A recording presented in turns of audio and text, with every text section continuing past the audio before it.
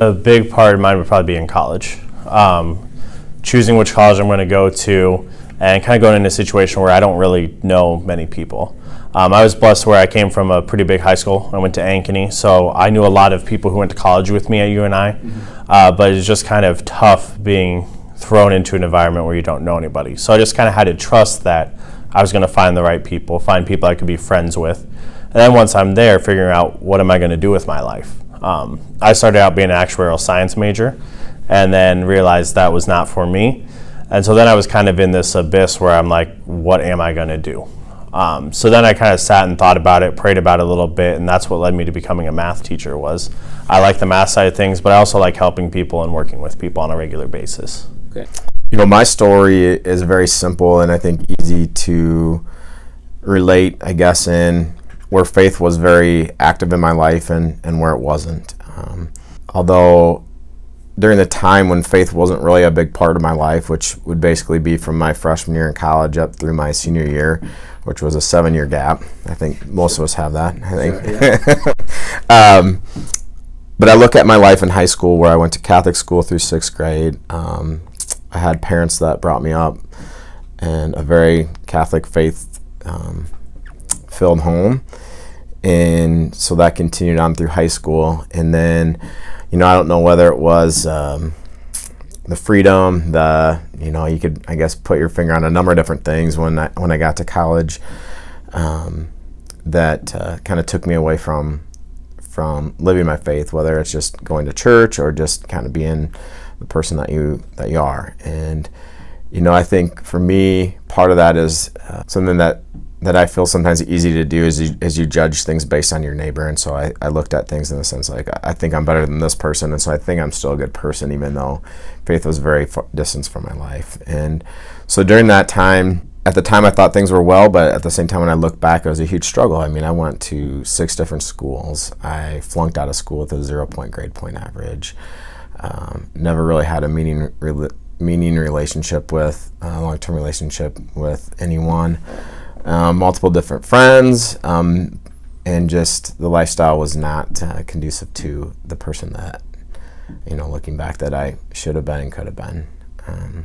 And so for Chrissy and I, so when we got back to, so we kind of broke up and dated throughout college for both of us, but when we got married and when she was pregnant and we started going to classes, birthing classes, yeah, so those, and then we started going to baptismal classes, and that was the thing for us. I mean, so we were both raised Catholic, and so it was kind of a no-brainer that we're going to baptize our child. But when you do that and you revisit that, you make this commitment to raise your child Catholic, and for us, that was kind of the light that came on, and I was blessed to have a partner that, and still have a partner that we have the same faith, we both have the same beliefs, and we both, like, basically at that moment said we need to refocus our lives not only for ourselves but for our children. And so that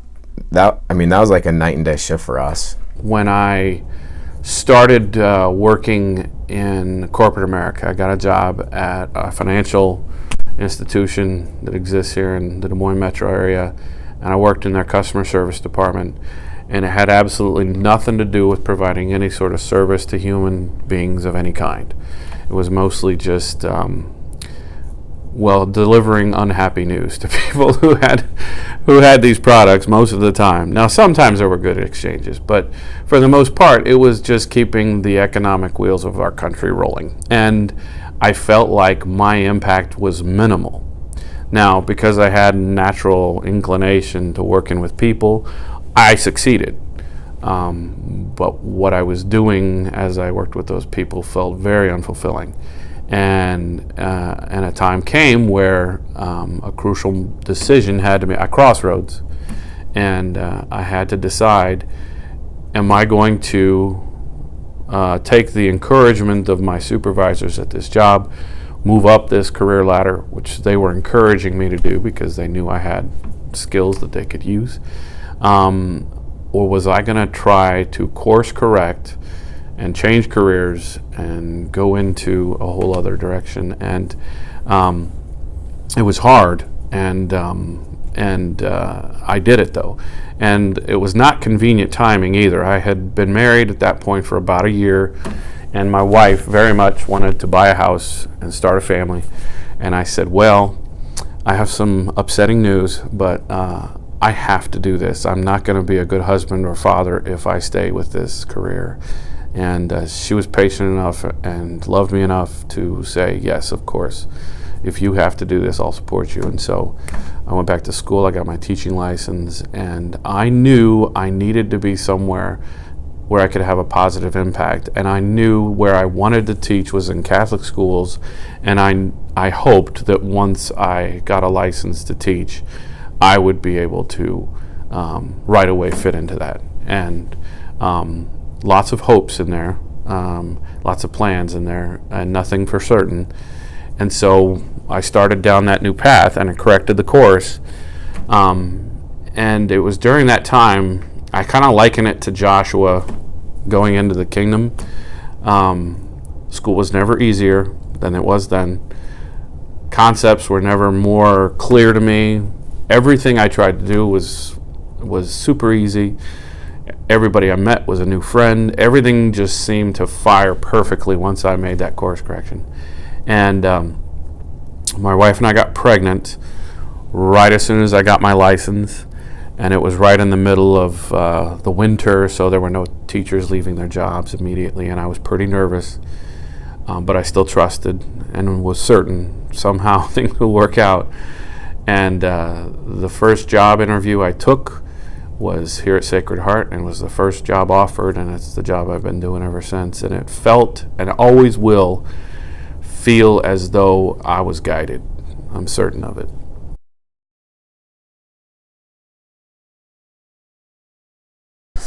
I think a big thing area where I do it is when I'm coaching basketball. All right, talking about kind of the attitude that we want to have being from a Catholic school. Like, yeah, people think, oh, Catholic school, they recruit, they're big, mean, whatever.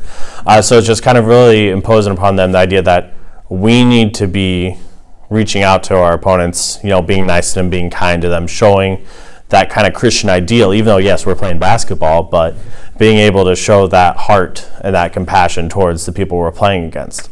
And with that, also kind of talking about retreats, I'm coaching freshmen and up. It's kind of encouraging them to take those chances in their faith as well. I know this fall I've been working on them, but like juniors, when you're going to go on Kairos, sophomores, you're going to go on quests, freshmen, metanoia, here are the 2 times you can go.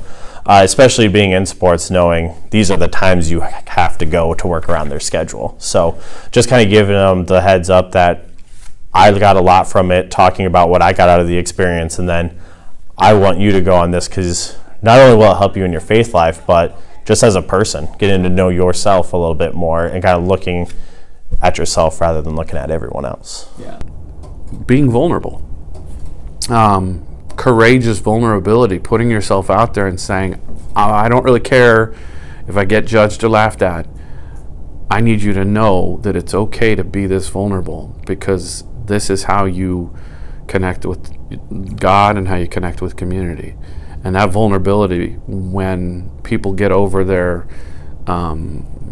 immediate fear of it, can be incredibly powerful. One thing I think that I do bring is that I'm very open. I don't mind sharing my failures because they've helped me become the person that I am today. Yeah. And I guess my goal with being open with that and not having a problem with sharing those things is that maybe someone else will learn from that and not have to go through that, the things that I did. I wouldn't say I was raised with a silver spoon, but I never really needed, and there wasn't anything that I needed that I didn't have, and so my failures are my own choice, not because of any other circumstance. And so I guess I try to live it through that and telling my stories, and not only for teachers, but also for students to know that, listen, it's okay to fall down. I used to be a lot more prolific of a poet than I am now, but fatherhood and teacherhood and husbandhood and everything else starts to slow that down. But I do have a commitment that I've kept for the past 18 years. I write a poem every Christmas on the theme of Christmas, and I'm also an amateur linoleum printmaker, which I also enjoy doing that. And so each year, as a Christmas card, a Christmas gift, I'll make a linoleum print, an original for all of my family members and friends, and a poem, share that with them. And then I'll also share, not an original print, but the poem with my students and my fellow teachers. And they're poems that I spend a lot of effort and energy on.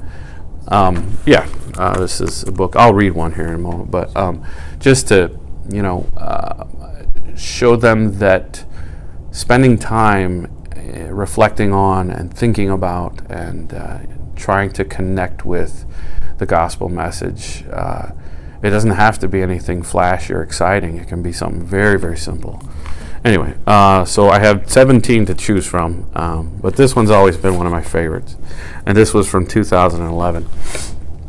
It's a poem called The King You Seek. And it goes like this. Seek not your king in marble halls, nor in lofty palace towers. He is not ringed by fortress walls, nor gardens filled with flowers. Look instead for a manger meek, and you will find the king you seek. Seek not your king in gilded gowns, nor with hands covered in rings. He has no scepters and no crowns, nor harpists plucking strings. Look instead for the poor and weak, and you will find the king you seek. Seek not your king in fields of battle, nor in warships on the waves. He is not found where sabers rattle, and bodies fill up graves. Look where love and mercy speak, and you will find the king you seek.